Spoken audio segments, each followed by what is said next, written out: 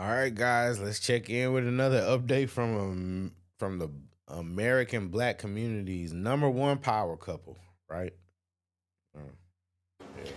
It's days of our lives in a Georgia courtroom as Fulton County DA Fani Willis and her hand-chosen prosecutor and former lover Nathan Wade face questions about their credibility. It's interesting, it's salacious, but is it legally relevant and sufficient enough to get them kicked off the case?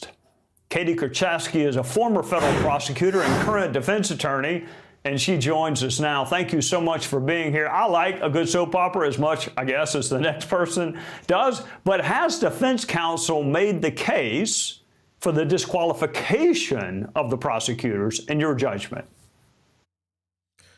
So basically, for people that aren't familiar with this case, because I'm starting to figure out that a lot of people actually don't understand what's really going on with this case. They just think that people are attacking this woman and trying to expose her sex life and all this kind of stuff. These people are doing one of the biggest cases in modern American history. One of the biggest cases. And this is the Trump Georgia election fraud, election interference case. This is a big deal because the results of this case can basically, depending on what you believe, this can destroy modern democracy as we know it. Like the system that people believe that we're operating under, because it's not a real democracy. But, you know, look it up. It's a democratic republic. Look it up. But people have to understand this is big, because I happen to be on the side of the fence where I don't think that Trump.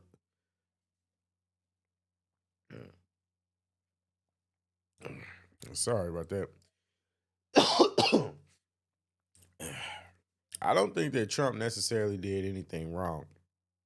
I think he had the right to challenge the election, and he was within his rights to do so. I think all this is a witch hunt. That's just what I believe.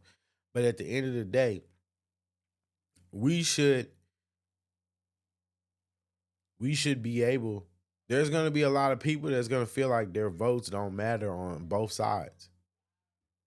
No matter what the outcome of this case, no matter what the outcome of just all this stuff with Trump, there are people on both sides that don't feel like their vote matters. This system could potentially fall apart. And either way, there's just gonna be a lot of people. They're never gonna stop going after Trump. They're never gonna stop going after Trump. They hate him. The case is a big deal. And it's not just about her sex life. It doesn't matter, but it plays a role. It's not about trying to expose her sex life. Just because I'm choosing to focus on the fact that she was sleeping with a married man, and I don't believe that that's morally and ethically good. But the case, the reason why it's relevant to the case is because of what they're being accused of. Nathan Wade is being accused of using taxpayers' money to fund him and Fani's little love affair. She's being accused of overpaying him that money so that he can fund their romantic love affair, while he's going through an open divorce.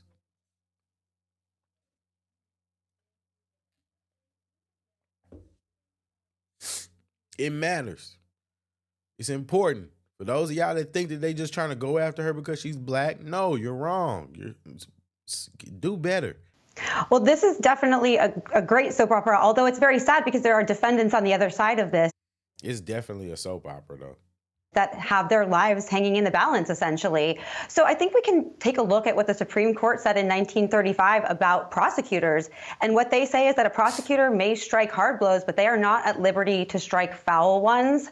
And I think here, Fani Willis, along with Nathan Wade, is really on the verge of not only being disqualified from this case, but having this case dismissed with prejudice because of these new text message and digital communication revelations. Ooh. Ooh.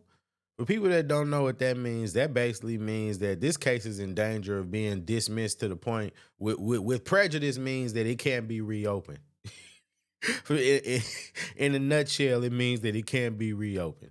This is how big of a deal what they're doing is, because what they did is they perjured themselves under court. It's not like they got up there and said, yeah, we were in a relationship. It didn't have anything to do with whatchamacallit, but you know, they had to go through all this. They got up on the stand, they lied. They lying about when they started hooking up. They lying about when they got together. Like, come on. They're playing like, and it's just, it's funny. How do you view the standard? I mean, I a million years ago was a prosecutor. We ran from the potential for conflict. We didn't want the appearance of conflict.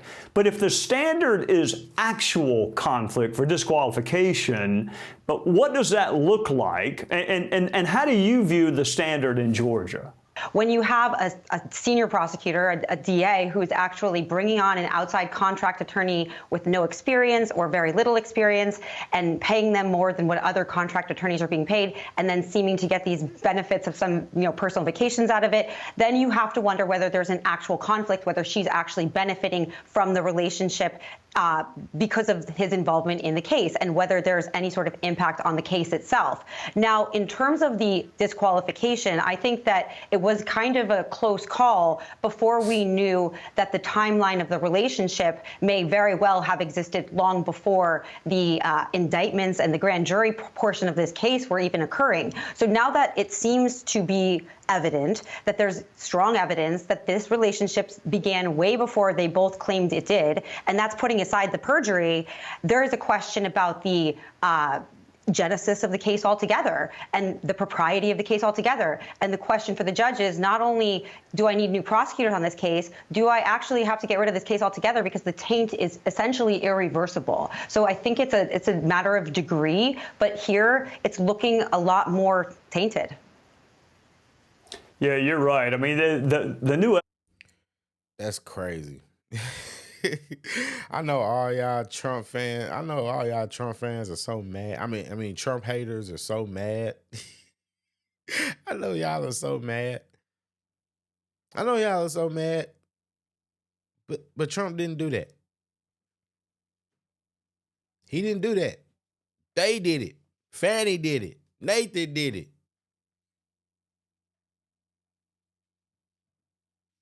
But I'm not going to keep ragging on Nathan. I'm going to be honest with you. I'm not going to rag on Nathan anymore because I feel bad when I look at him. When I look at him and I see that man and I think about when Fani got up there and said what she said about him, about his thing not working.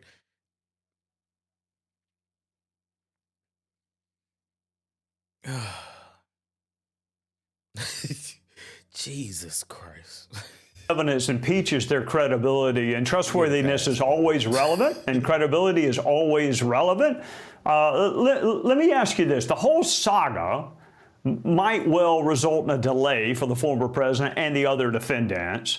But if I'm a defendant, I think I want to be prosecuted by somebody who does real estate closings or drafts wills. I don't want someone with lots of prosecutorial experience, do I? So is it possible to win the battle and lose the war by getting these two kicked off the case?